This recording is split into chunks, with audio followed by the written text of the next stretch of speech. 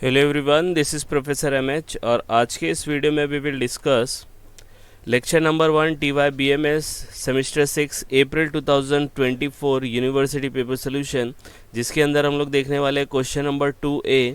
जो क्वेश्चन आया था, classify below item as taxable और non taxable item and calculate the value of taxable supply for the month of June 2021। 8 mark के लिए पूछा गया था और आपको इसके अंदर सिर्फ क्लासिफिकेशन देना है कि कौन सा आइटम टैक्सेबल है और कौन सा आइटम नॉट टैक्सेबल है। तो this question is from the chapter exemption from GST. तो exemption from GST is very big chapter, जिसके अंदर बहुत सारी एंट्रीज दी है। वो एंट्री हम लोग को याद रखना है। अब वो एंट्रीज याद रखने के लिए ऑलरेडी मैंने काफ़ी वीडियो अपलोड कर चुके हैं, जैसे हेल्थ केयर में क्या होता है, एजुकेशन में क्या होता है, एग्रीकल्चर में क्या होता है। लेकिन यहाँ पे वो सब वीडियो का लिंक डिस्क्रिप्शन में है। यहाँ पे हम लोग देखेंगे उसका पूरा रिवीजन। तो जो टॉपिक आएगा उसका हम लोग एक बार रिवाइज कर लेंगे और फिर उसको देखेंगे कि कैसे करना है। तो let's start with the question first. Question दिया है, from the following information of June 2021 supplied by mister Kamal Hasan. Kamal Hasan करके कोई बंदा है। Classify the below item into taxable and non taxable and calculate the value of taxable supply for the month of June 2021। Ignore the threshold limit and all amount are excluding GST. ये देखो, ये याद रखने का। Excluding बोलेगा तो आपका कोई भी प्रॉब्लम नहीं आएगा, लेकिन अगर ये इंक्लूडिंग होता तो आपको फिर थोड़ा सा प्रोसेस करना पड़ता क्वेश्चन को कि कैसे सॉल्व करना है। ठीक है, वो भी हम लोग देखेंगे।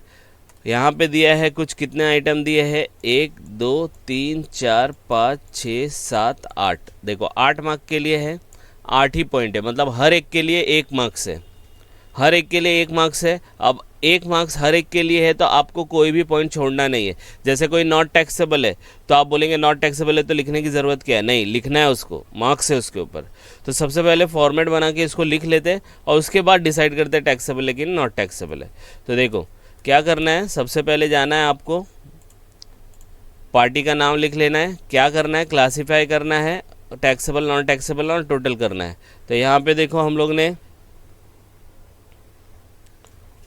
पर्टिकुलर डाल दिया, फिर taxable rupees non taxable rupees डाल दिया। मतलब जो टैक्सेबल होगा उसका अमाउंट यहाँ लिखना है, जो नॉन टैक्सेबल होगा उसका अमाउंट यहाँ लिखना है और नीचे फिर टोटल कर देना है। तो कितने आइटम थे ये, 8 आइटम थे। 8 आइटम देखो मैंने यहाँ पे लिख दिए, एज इट इज़ लिखना है, एज इट इज़। देखो पूरा एज इट इज़ कॉपी कर लिया है। आप लोग को भी एग्जाम में पूरा कॉपी कर लेना है पहले। ये देखो फॉर्मेट बन गया। अब फटाफट टैक्सेबल है तो अमाउंट डालो, नॉट टैक्सेबल है तो यहाँ पे डालो। आ रही बात समझ में, यस और नो। तो ये वाले अमाउंट हम लोग यहाँ से देख देख के लिख लेंगे। तो सबसे पहला इसके बारे में पूरा हम लोग रिवीजन भी करेंगे, हर एक पॉइंट का जो भी एग्जामिनेशन में दिया होगा, और फिर देखेंगे कैसा है, क्योंकि ये बहुत बड़ा चैप्टर है। हर एक एंट्री का बहुत बड़ा एक्सप्लेनेशन भी आता है, कम से कम 15 से 20 मिनट एक्सप्लेनेशन जाता है। हम लोग ट्राई करेंगे कि इसी के अंदर देखेंगे कि ये कैसे मतलब टैक्सेबल है या नहीं है। ठीक है, तो let's start with the first one, security charges received from candidate contesting from Lok Sabha election. तो ये कमल हसन को सिक्योरिटी चार्जेस मिला। क्वेश्चन समझना बहुत ज़रूरी है। कमल हसन की ये सब इनकम है, तो कमल हसन ने सिक्योरिटी चार्जेस मिला कमल हसन को। कहाँ से मिला, कैंडिडेट से मिला। कौन से कैंडिडेट से मिला, जो लोकसभा इलेक्शन लड़ रहा है, कंटेस्ट कर रहा है। तो क्या वो सिक्योरिटी चार्जेस टैक्सेबल होगा या नहीं होगा? आंसर है टैक्सेबल होगा। अब बोलेंगे सर वो तो लोकसभा इलेक्शन है, गवर्नमेंट का है। देखो लोकसभा इलेक्शन के लिए कंटेस्ट कर रहा है, अभी तक वो बना नहीं है, प्राइम मिनिस्टर नहीं बना, वो एमपी नहीं बना, वो एमएलए नहीं बना, वो कुछ नहीं बना। वो लोकसभा इलेक्शन है या कोई भी इलेक्शन हो, उसके लिए सिर्फ खड़ा है और उसको आप क्या दे रहे हो, सिक्योरिटी दे रहे हो। तो ये आप सिक्योरिटी दे रहे हो तो एक टाइप का सर्विस ही दे रहे हो, और ये सर्विस है, it is like a private service, तो ये टैक्सेबल हो जाएगा। आ रही बात समझ में? तो चाहे वो लोकसभा, ये देखो कंफ्यूज करने के लिए देता है, लोकसभा इलेक्शन है तो भाई अपना इंडिया का होगा। यस इंडिया के लिए है वो, लेकिन वो कैंडिडेट पर्सनल कैंडिडेट है, वो खड़ा हुआ है, कुछ बना थोड़ी अभी तक। तो वो पर्सनल लेवल पे है, पर्सनल होगा, टैक्सेबल हो जाएगा। ठीक है, इन सब चीज़ों के लिए एक चीज़ याद रखने का, 99% जो चीज़ जनरल पब्लिक के लिए होता है वो नॉट टैक्सेबल होता है। जनरल पब्लिक मतलब क्या ये सिक्योरिटी चार्जेज पब्लिक के लिए हेल्पफुल होगी? नहीं, ये कैंडिडेट के लिए हेल्पफुल होगी, तो प्राइवेट हो गया तो टैक्सेबल हो जाएगा। ठीक है, दूसरा, तो पहला खत्म हो गया, दूसरा लेते। Rent from lodge declare tariff 800 per day per month. पहला रेंट मिल रहा है। अब रेंटिंग का क्या है एग्जाम्पशन, तो रेंटिंग में आपको मैं बता दूं, रेंट का जो रहता है ना, रेंट दो तरीके का मिलता है, एक कमर्शियल रेंट मिलता है, एक रेसिडेंशियल मिलता है। रेसिडेंशियल जो रेंट मिलता है रहने की जगह पे रहने का, उसके ऊपर जीएसटी नहीं है रेसिडेंशियल। लेकिन अगर कमर्शियल एक्टिविटी किया, शॉप लिया, वहाँ पे बिजनेस करता है, तो वो टैक्सेबल हो जाएगा। तो सबसे पहले चेक करो रेंट फ्रॉम लॉज। लॉज मतलब अब बोलेंगे तो लॉज तो रहने के लिए दे रहा है, लेकिन रहने के लिए दे रहा है, लेकिन वो उसका बिजनेस है, बराबर है, बिजनेस है तो कमर्शियल है, कमर्शियल है तो टैक्सेबल हो जाएगा। आ रही बात समझ में? देखो कैसे कंफ्यूज करने देता है। रेंट जो है रहने के लिए देते हैं तो नॉट टैक्सेबल, कमर्शियल एक्टिविटी के लिए रहता है तो टैक्सेबल। तो लॉज रहने के लिए होता है, लेकिन लॉज क्या है, कमर्शियल एक्टिविटी कर रहा है तो टैक्सेबल हो जाएगा। आ रही बात समझ में? अब इसके आगे ये जो दिया है sentence, declare tariff per day per month, ये पर मंथ नहीं है, पर डे है। डिक्लेयर टैरिफ 800 रुपया पर डे चार्ज कर रहा है। तो ये 800 रुपया जो है ना, पहले था, 1-2 साल पहले जो था, अगर कोई होटल से, लॉज से, कैंप साइट से, फिर मोटेल से अगर 1000 रुपये तक आपको पर डे मिलता था तो वो नॉट टैक्सेबल होता था। लेकिन अब रिसेंटली, अब अपना चल रहा है 2024-25, तो उसमें उन्होंने क्या किया है कि कोई भी रेंट आए, चाहे 100 रुपया आया, 200 रुपया आया, 1000 से नीचे भी आया, तो भी जीएसटी लगेगा। 12% कुछ चल रहा है, और 1000 के ऊपर जाएगा तो 7,500 तक 12% है, और उसके बाद जाएंगे तो आप 18% लगता है।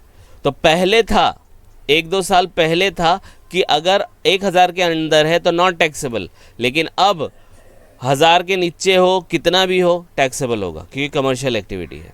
ठीक है, तो ये भी टैक्सेबल होगा, तो इसको टैक्सेबल में लिख लेंगे। याद रखना, कहीं पे आपको सोल्यूशन दिखेगा बुक्स में या कोई और वीडियो में कि ये 800 रुपया 1000 के नीचे not taxable, no, it is taxable right now. ठीक है, तो ये याद रखना है। तो टैक्सेबल में देखो लिख दिया है। तीसरा क्या बोलता है, royalty from temporary transfer of trademark. Trademark मतलब इंटेलेक्चुअल प्रॉपर्टी राइट्स है।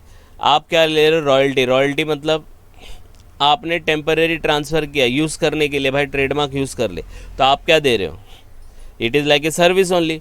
और कोई भी गुड्स, कोई भी सर्विस टैक्सेबल ही होता है। तो आप ट्रेडमार्क दे दो, सॉफ्टवेयर दे दो, उसके ऊपर रॉयल्टी ले लो, उसके ऊपर पैसा ले लो, सब का सब टैक्सेबल होगा।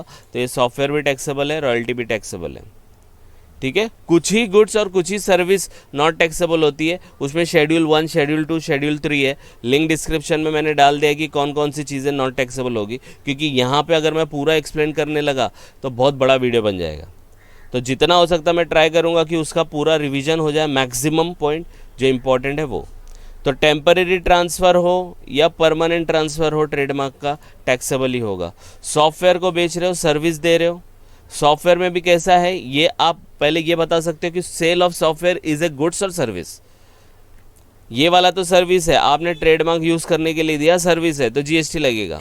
अब बोलेंगे सेल ऑफ सॉफ्टवेयर, इसके ऊपर भी जीएसटी लगेगा, लेकिन आप बता सकते हो सॉफ्टवेयर गुड्स है कि सर्विस है। तो सॉफ्टवेयर गुड्स है कि सर्विस है। तो सॉफ्टवेयर अगर आपने सामने वाली कंपनी से बनवा के लिया तो वो सर्विस है, और आपने डायरेक्टली दुकान से रेडीमेड सॉफ्टवेयर खरीद के लाए, दैट इज़ गुड्स। चाहे वो गुड्स हो चाहे सर्विस हो, जीएसटी लगेगा तो टैक्सेबल हो जाएगा। ठीक है, तो ये ऑब्जेक्टिव में भी आपको हेल्प कर देगा। तो ऐसी चीज़ें आपको ध्यान में रखनी है। नेक्स्ट आपको दिया है cultivation given in relation to cultivation of mango. Mango मतलब आम होता है, एग्रीकल्चर से रिलेटेड। तो ये वाला क्वेश्चन है एग्रीकल्चर का। एग्रीकल्चर का भी बहुत बड़ा लंबा पूरा एंट्री है, लेकिन मैं आपको यहाँ पे समझा देता हूँ।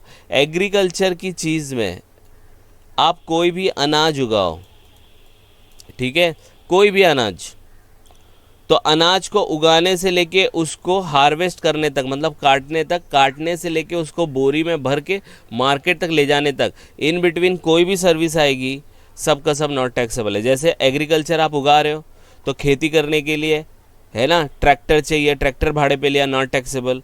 लोग चाहिए तो supply farm labour, not taxable. अनाज उग गया है, अब उसको काटने के लिए फिर सप्लाई फार्म लेबर चाहिए, नॉट टैक्सेबल। अब वो समझो गेहूं है, चावल है, गेहूं चावल का नहीं, गेहूं है या कोई है जिसको आप वहाँ पे ही मतलब आपने देखा होगा कि गेहूं कैसे होता है, इस टाइप का होता है, और ऐसे ऐसे उसमें गेहूं लगे रहते हैं कांटे के टाइप में, और फिर उसको आप बड़ी मशीन में डालते हो और गेहूं बाहर निकलता है और भूसा बाहर निकल जाता है, ठीक है, और फिर वो गेहूं को बेचते हो, तो उसके लिए बहुत बड़ी मशीन आती है, वो मशीन भाड़े पे लिया, नॉट टैक्सेबल है।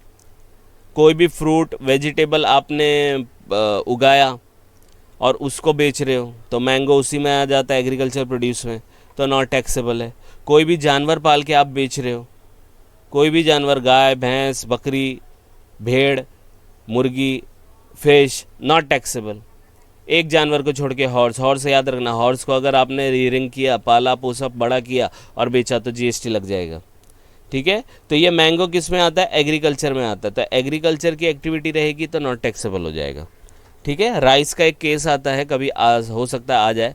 राइस जो है it is not agriculture produce, है एग्रीकल्चर से रिलेटेड, लेकिन राइस जो होता है, राइस के ऊपर एक ब्राउन रैप टाइप में रहता है, और उसको आप दूसरे मील पे जाके उसको प्रोसेस करते, तब जाके वो वाइट राइस निकलता है, तो उसको एग्रीकल्चर प्रोड्यूस नहीं बोलते हैं, उसके ऊपर जीएसटी लगता है। वैसे वो एग्रीकल्चर का ही है, लेकिन गवर्नमेंट ने उसको बोला कि अगर शेलिंग ऑफ पैडी किया, उसको बोलते हैं shelling of paddy of rice, तो वो टैक्सेबल हो जाएगा।